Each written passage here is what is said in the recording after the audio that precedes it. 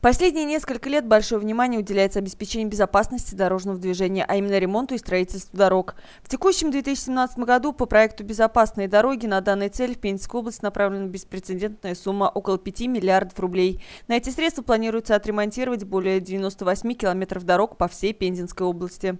Мы видим с вами достаточно неудовлетворительное покрытие по направлению к Рощино. Вот в текущем году данный объект включен в программу реконструкции и, повторяюсь, мы уже выдали по нему разрешение в текущем году. Объект стоимостью более 250 миллионов рублей, один из самых крупных, если не самый крупный в Пензенской области по реконструкции.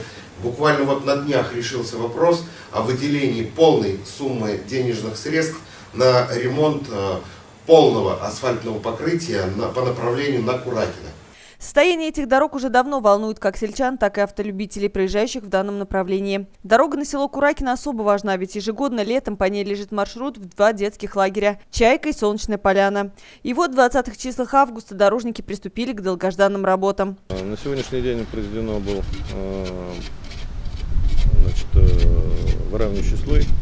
То есть мы удаляли завалы, провалы, выравнивали поперечный профиль, чтобы вода не оставалась на покрытии. Больше 60 миллионов выделено на ремонт полотна протяженностью около 12,5 километров.